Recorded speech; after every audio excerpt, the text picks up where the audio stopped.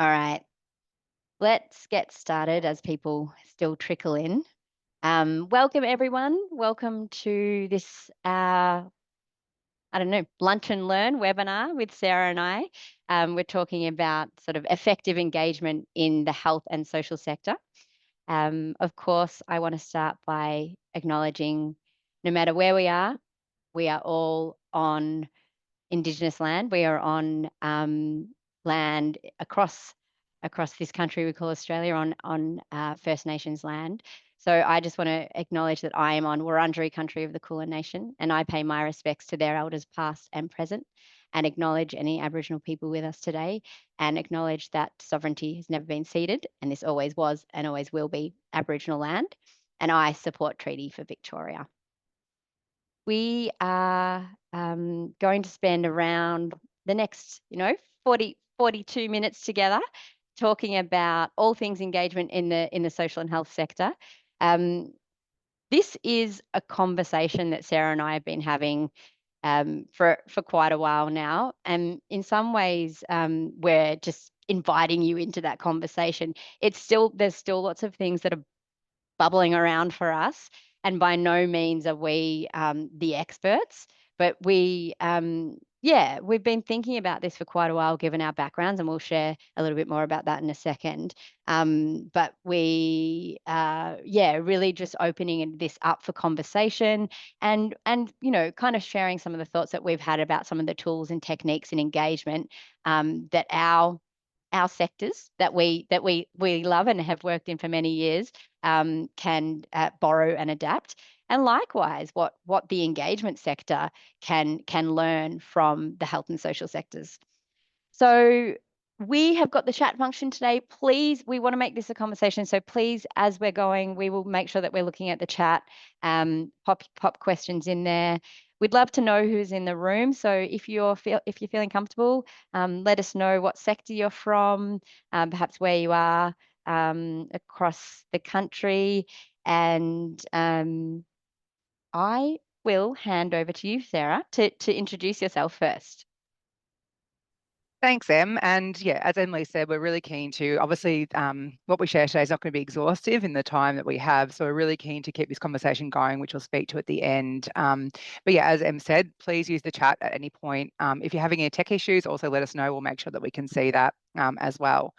So in terms of introduction, my name's Sarah Roberts. I've worked majority of my career in the health sector, particularly in community health, and then also spent some time in the education sector as well.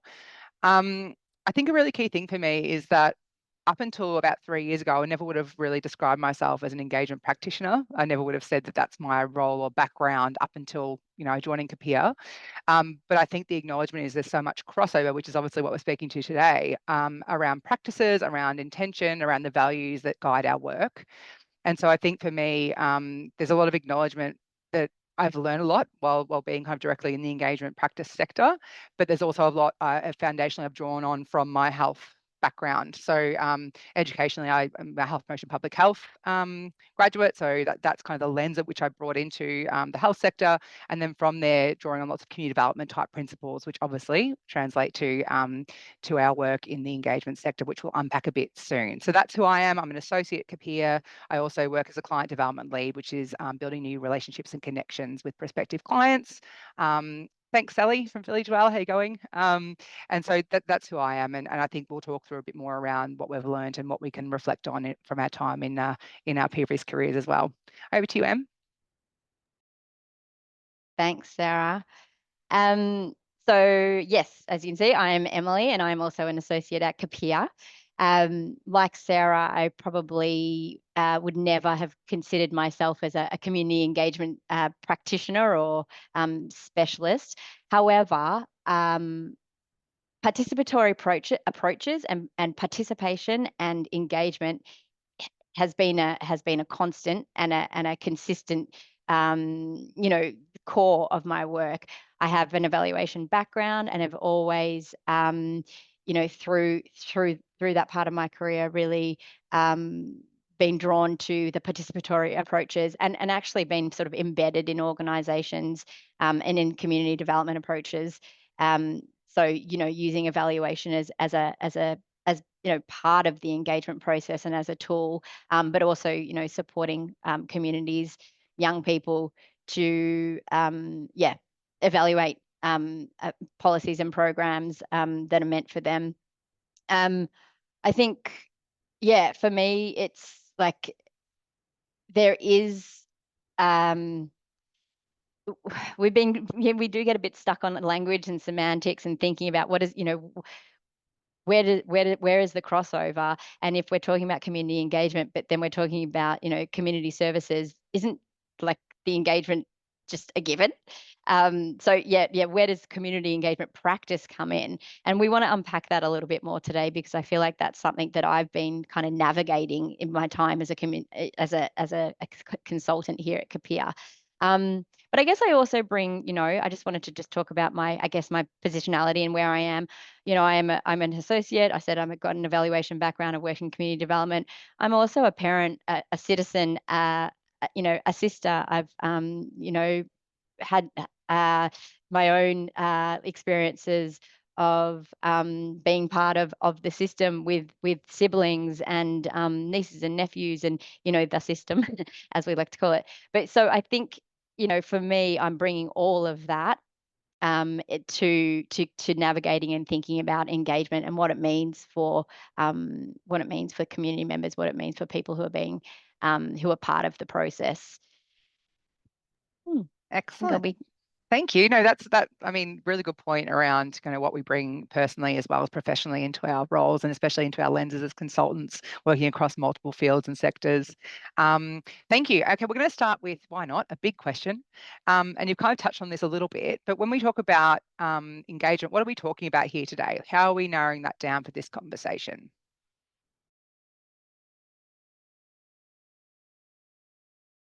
Sorry. I am sharing my screen here, so hopefully you can see that.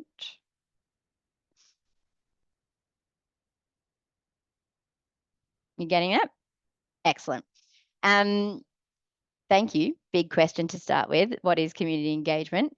So I guess just so we're on the same page, here is a definition of community engagement from a document that we have, or a framework that we have at Capire, called the Capire Triangle. So you can see the triangle there on the screen as well. And the really high level definition of community engagement is that it refers to how organisations connect with communities to develop and implement strategies, policies, programs, and projects. Now, I know there's lots of community engagement people in the virtual room, and you probably have lots of different definitions, but that is really the high level kind of overarching definition. It's how we connect for particular purposes. So I guess I guess often when organizations use this sort of a generic term like engagement, people can misinterpret what they mean, and that it is, an opportunity to participate and contribute. And it's a democratic process. It's, democracy in action. That's how I like to see it. So I guess this is my first call to action to you on the webinar, is define what engagement means to your organization or to your patch in the organization. Ultimately, we want to talk about elevating it, sort of systemically. But if what is in your locus of control, define what engagement means. Local governments, state governments often have engagement policies and underpinning principles. However, this is not necessarily my experience in the social and health sector, or social sector is really where I come from, community sectors. So they don't, in my experience, we don't often have those sort of definitions and policies and frameworks in place like state and local governments do. So yeah, defining engagement is really important. Sarah, did you want to talk about the triangle for a moment? Yeah, I mean, for those, I'm assuming some people would have seen this, others may not have, but as Emily said, our co-founder, Amy Hubbard, designed the triangle as another way of understanding and thinking about the key kind of aims and objectives and purpose of engagement.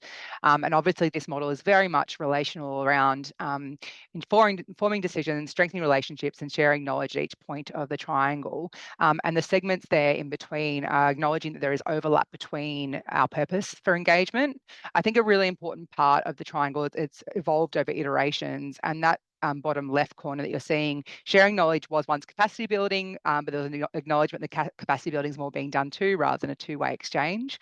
So sharing knowledge really articulates the fact that their communities have expertise that they share with clients or with government or with health services, whoever they're interacting with, and vice versa. So there's more information about the triangle on our website, so you can kind of unpack it a little bit further and see how kind of your different tools and methodologies and approaches relate to your purpose for engagement. So it's a lens at which we look to think about how we're engaging and why we're engaging, in short. Thank you.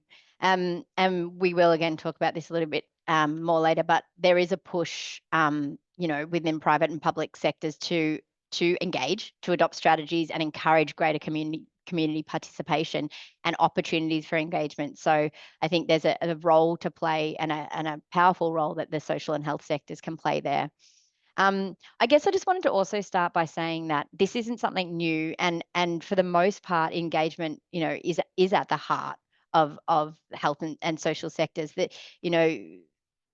services are about relationships. It's about collaboration. It's about connection. It's about listening to understand client self-determination. So the client-led practice and participatory practices aren't new for the sector. And however, I guess what we're talking about here is sort of formalizing some of those processes and adapting and borrowing so that it can be from the engagement practice, so it can be elevated within your organization.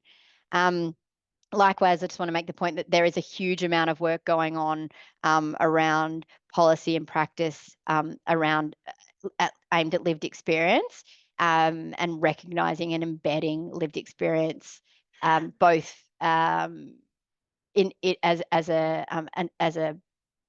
area of expertise and also as a workforce. So there's a lot of work going on in health and social sectors in that. And really, again, what we're talking about here is trying to support and kind of lift that work. So we're not we're sort of going to leave that sort of lived experience, I guess, discussion. However, we're thinking about these processes and structures that can kind of build upon and work with a lot of that work that's happening in those sectors. So in saying that, I just wanted to share this slide, which I really like. This is an image from Open, which I used to work with, which is at the Centre for Excellence in Child and Family Welfare. This here is, what constitutes evidence-informed practice, and when you're bringing in, the best available research, practice expertise, and client experience, when you're using that to form programs, policies, evaluation, that is the sweet spot for evidence-informed practice. And for me, engagement happens when you're drawing in that practice expertise and client experience. So, you can look at this from a sort of a research lens or an evaluation lens, but you can also look at this from an engagement lens and think about how the engagement process that has to happen to draw in that client experience and practice expertise. And also, just another point there, that I also think that sweet spot in the middle is a powerful place, that it is a status quo changing place, because it can be a shared space for decision making, which can create transformational change. And we know that, we have seen that, with history shows us that where we create shared spaces, or where usually, underserved communities demand those spaces, real change happens. And that, we've seen that in multiple movements, including the feminist movement, including Black Lives Matter and other movements as well. So participation is powerful, and it can, and we can be thinking about it in terms of sort of dismantling power structures and creating equity. I am going to hand over to you now, Sarah, to sort of talk a little bit more about an example, sort of in practice. Thanks, Em. And I think that's a really good kind of foundational kind of understanding of where we're situated. And here again, we've tried to pitch this session. We know there's a mix of people in the room from a range of different roles and sectors. So we've tried to kind of pitch this the way there's something for everybody, I guess, as much as we can. And we just want to really touch on framing kind of what does it look like to look at an engagement plan on a page. And importantly for me, I think that this is something that I didn't really use at all as a tool when I was in the community health sector. I was working on some really intensive community development and co-design projects, but I had a project plan and implementation plan for the project, but not a separate engagement plan, which looked at some of these things to determine the best way to kind of get the information we needed to make decisions. So I feel like it's a really key learning for me, and we'll talk a bit about that a little bit more later. But we just wanted to give an example of one of Capire's projects, recent projects that we worked on with a community health centre in Melbourne, and it was for gambling prevention program. So it was a youth gambling prevention program. And essentially, if I just run through kind of the key components of an engagement plan, just light touch, just so we can kind of centre ourselves around how the overlap between engagement and kind of community development, I guess, in a way, is that the group we worked with were an advisory or youth action group whose overall purpose is around reducing gambling harm. And within that, it was kind of determined that it was really important for young people to design their own resources that resonated with them in terms of early intervention and prevention of problem gambling. So we worked with the community health centre to really define what that looked like, define the kind of the remit of what we're saying, the promise of what we're saying that this engagement will inform. We looked at what's negotiable, what's non-negotiable. There are certain things, because there was funding received from state government, there were certain elements that weren't negotiable, that there had to be a resource at the end, that had to be able to be shared more broadly than just with a really specific target group, had to consider intersectionality. So there's lots of lenses around what was negotiable and what was non-negotiable. We had some really clear timelines. We had a range of tools that we proposed around how we elicit this information. Some of that was around some kind of really purposeful summits that we ran with young people around what they felt were important messages around gambling prevention, and then working with the action group to really define and redevelop that information into a useful kind of set of cards and resources. We also went through the risks and mitigations, obviously, with the team, and we understood that we were speaking to some young people who obviously have overlapping challenges that they're experiencing. So we thought about how we mitigate some of those risks and draw on some of the youth workers and other kind of internal assets of the community health centre to make sure that it was a supported process. Throughout that, obviously, we thought about our evaluation methodology. How are we going to know whether we have spoken to the right people who have had enough of representative input? How do we measure that? So we kind of talked through that with the team and with the youth action group, and then made sure that whatever we kind of did and whatever we kind of, whoever we spoke to, understood the next steps, understood how the information was being used, and ultimately were able to inform how that resource and that gambling prevention resource would be distributed across their communities. So that's a really kind of quick example of how this, like through a journey with that project. But we've got the kind of full project description and case study on our website and the resource as well, which is pretty awesome to see.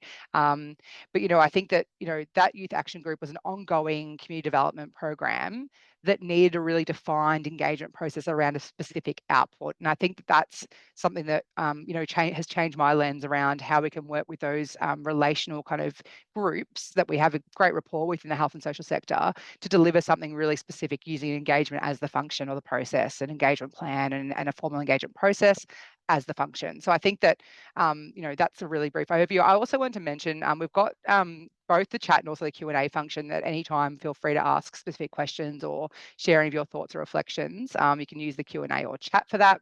But yeah, we will share the links to our case studies that we mentioned today as well after the fact. And if anyone has any questions after the fact, please reach out. We'll have our details and email to you as well that you can reach out directly to us. Yeah, that's a quick overview of a plan on a page. Thanks, Sarah. I just wanted to make 2 points using an example as well. I think it's interesting when we talk about defining sort of stakeholders and community, and I guess going back to the slide here around sort of having practice expertise, and practice expertise, and this can be your community as well. So we worked on a project recently with a legal sector organisation, and again went through this sort of very clear structured process around an engagement frame to deliver on a specific project, or they had funding around how to understand the barriers to reporting sexual violence or sexual harassment and gender violence in the legal sector. And in this case, the community, the people that we were talking with were the women across the sector, and thinking about that engagement promise and the timeline and the tools was really important to sit down rather than sort of just going out and talking with people, which I'm not saying that this organisation would have done, but having this sort of structured process and really defining who we meant by the community in this case, and the information that we wanted to both share with them but understand from them, was and understanding what the negotiables and non-negotiables were, so that we could be really clear with people about what the project is and what it can't do as well. Obviously people, particularly people who have been harmed, they really need to know what that engagement promise is. And there's a I think this plan on a page really creates or helps to create a lot of transparency with that relationship with the community when you're going through an engagement process. So that was a really important one for us in terms of those three there around defining the stakeholders, negotiables and non-negotiables, and the engagement promise. I just wanted to give another example. Um, this here is, hopefully you can see that okay on the screen, but we can share this as well. This is from a framework that Capire developed for a maze, which is the peak body for people with autism. And this is a few years ago now, but again, I really like this because again, it's sort of like a plan on 2 pages, but it goes through the process of engagement in a really kind of clear, plain language way, that but also sort of demonstrates the expectations of the organisation. And again, I think, again, our state and local government colleagues on the call, you probably feel like you're really across this, but this is not always something that I've seen in community organisations or health organisations. So having frameworks, policy, and principles in place can be really powerful to elevate engagement practice across the organization, and ensure that people are doing it in an inclusive, accessible, safe, and powerful way, that it's a genuine engagement. I am going to stop sharing now because Sarah told me not to do death by PowerPoint, and I think that was good. It was good advice. PowerPoint can be a crutch. And I think, I'm going to ask you a question, Sarah. What and we've sort of touched on this a little bit, but what are some of the key practices that engagement practitioners can learn from the health and community sectors? Thank you, Em. And I think, obviously everyone's got different styles of presenting. I was very keen on a conversational, but also, style webinar, but also, as Em said, like really giving some foundational kind of background to where we're situated, because it's such a broad, I mean, we've talked about this at length, how broad the term engagement is, what it means for different sectors and organizations. But in terms of, as I reflect, and I kind of touched on this earlier, I reflect on my time in the health sector, which was, about 12 years. And this is across community health, allied health, and then into lived experience research as well. I think that one of the big things for me, especially in a community development context and a health sector context, is that, if I give an example of a project where I really could have benefited both the project and the organisation more broadly, if I had of looked at an engagement planning process that sat alongside the co-design work that we were doing. I think one thing that is really useful that we can learn though from the health and social sector, as I said earlier, there are lots of terms that we're borrowing in engagement, I think, or that we're kind of leveraging and leaning on now that has become more and more apparent and more in the everyday kind of conversation, particularly around things like intersectionality, and concepts like intersectionality in terms of how we're considering a person as a whole and not segmenting them into boxes and silos. There's another podcast and a webinar where we talk about that in more detail with Monica from the Australian Human Rights Commission. So, there's lots of ways in which we're using those methodologies, foundations and frameworks like trauma-informed care, like strengths-based practice, to really make sure that we're considering how to make our engagement processes accessible and meaningful and inclusive. So I think a lot of what we do in engagement now, like contemporary engagement practice, really borrows and leans on foundations of activism and advocacy and the health and social sector kind of values and missions that are centering the community voice and also underrepresented voices.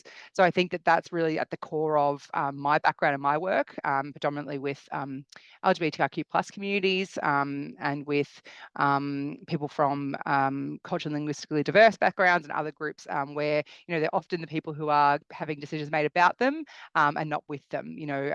I think from the disability sector, nothing about us without us is a really core to the way that we worked in the health sector, and I feel like there are shifts happening more so and more so as time goes on in the engagement sector. I think for a long time engagement was quite mainstream and an engagement was considered a success based on numbers of how many people you spoke to, even if those people were the likely suspects that were turning up to every opportunity and had the access and the means and the language and the ability to turn up without much support. I think we're hearing from the same voices, and I think that was kind of considered acceptable or good engagement for a long time. I think the health and social sector and those kind of underpinning ideologies have really helped to shape our practice into a more meaningful, inclusive and accessible opportunity for people to participate meaningfully. So I think there's some really key learnings that the engagement practice has taken from the sector, continues to, and I think there's a two-way kind of sharing that we can do more of and better of across sectors as well. How about you, Emily? Anything to kind of reflect on and add there? I think I'd just add, and I mentioned earlier, there is a real push, and we're certainly seeing it, in the RFQs, the request for quote that we're getting in.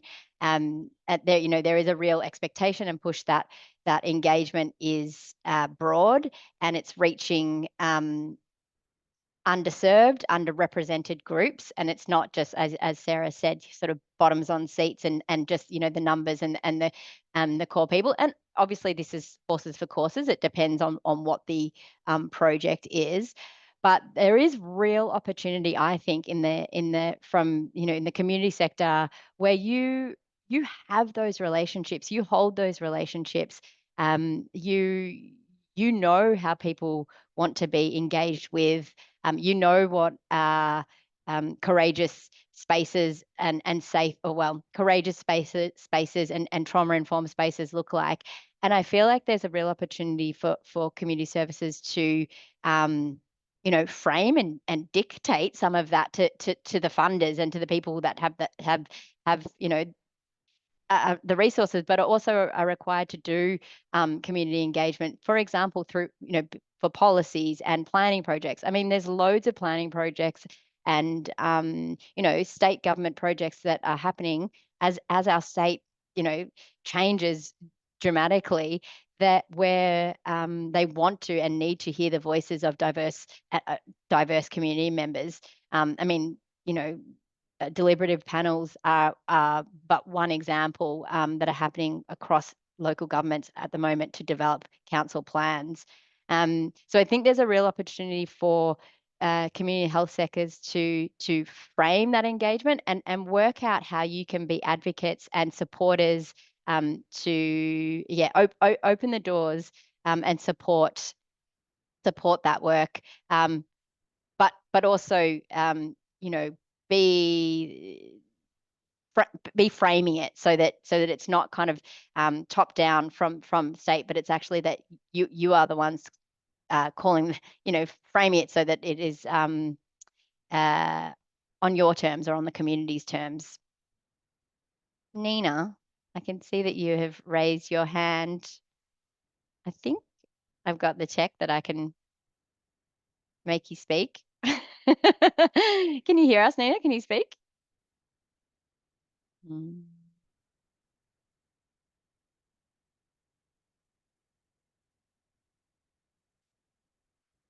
Maybe you can. Oh, oh, I can ask you to unmute, Nina.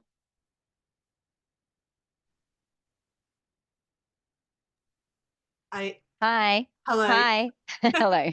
Um, Sorry, I don't actually have a question. That was a tech fail on my part. I just was wanting to add into the chat that I agreed with everything you were saying, and I accidentally pressed the hands up. But please mute me Thanks. again. Thanks, Nina. We appreciate it. And I can see that Robin, that's working in local government, says that I think we've improved in terms of representation, but we still have work to do in creating spaces that are safe and inclusive so people can participate fully and freely. Thanks, Robin. 100%. And I guess a question to you would be like, would it be helpful to be working with and partnering more with community services who already have those relationships to understand what, creating safe spaces and inclusive spaces looks like? I guess it is Sarah and I have been talking about provocations for this and questions that we want to pose. And it is a question. I mean, I certainly know, yeah, when I worked with young people, like they had so much to say. They wanted to share so much, to think about how we could kind of leverage and create those opportunities in a safe and meaningful way. Yeah, it's sort of we we're thinking about what we wish we knew, back when we worked in those sectors, and yeah, what we would potentially do differently.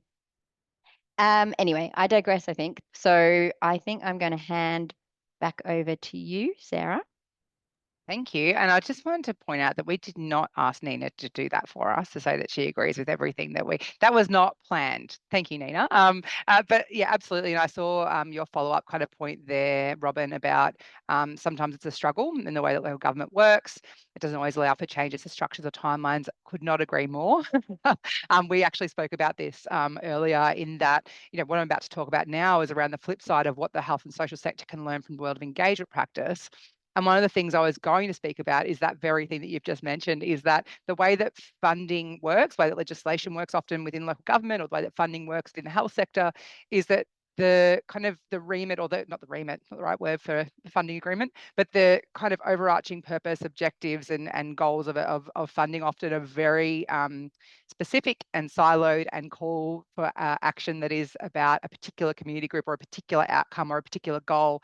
And it doesn't allow for much cross-population of data, of knowledge, of resources. And I think that, I'm probably starting to speak a little bit more into the collective impact type frameworks that look about leveraging resources and sharing kind of intel and sharing kind of connection relationships across a shared goal. And this is something that I think I've spoken about a lot in the past, is that, when I think about what the health and social sector can learn from the world of engagement, is that, I think about when I was working with trans and gender diverse community to co-design at the start as a place-based project around suicide prevention, which we were looking at what was the core need in that community in a regional area.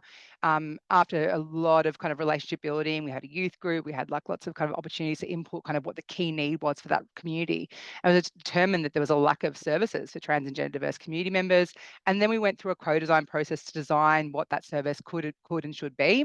And that service is still running. And at the time, this is early on in my career really, and in community development, I never would describe that as co-design. I wouldn't have described that as a really robust engagement process, but it's exactly what it was. And what I didn't know then, which I do now, is that I could have really leveraged, if I had a really robust engagement plan surrounding that and thinking about how I could elevate what we knew about the transgender diverse community and the LGBTIQ plus community in that region, I could have elevated those findings, that knowledge, that intel to a whole of organisation, a whole of system change, not just a pocketed change in this one kind of stream at our service. I really because I was so kind of tunnel visioned around what I need to achieve for our project, which is around making more supportive services for trans and gender diverse people, I didn't think about how else I could engage with the sector, how else I could engage with our organisation to think about shifts on a strategic level, not just on a program or project level.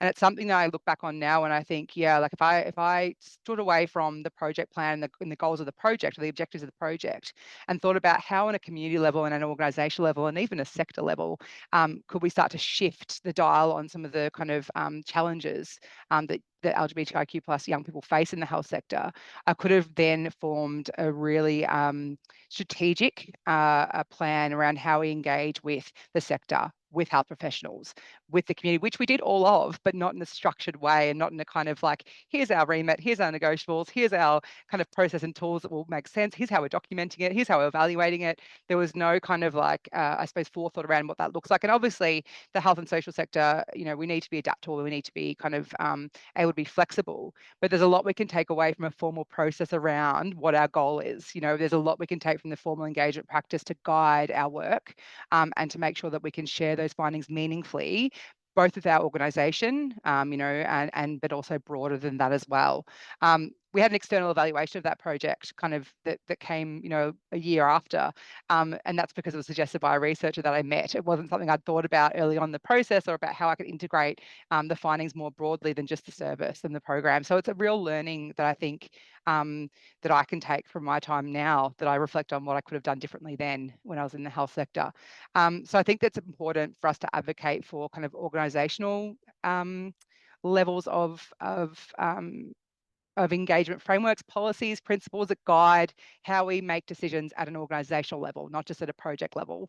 And I think that's something that, you know, obviously there's top-down influence in that from individuals within a service, from a service as a whole, advocating up to government. There's also the bottom-up and top-down approach where it's like the government also needs to think about how their funding agreements and arrangements are limiting the ability to kind of meaningfully engage across groups and across organisations.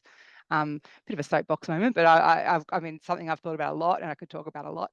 But I'll hand to you, Em, because I know that within the health sector, I haven't seen a lot of engagement frameworks or engagement policies that really would guide the work that we're speaking to. So I'll pass to you for any additional thoughts on that.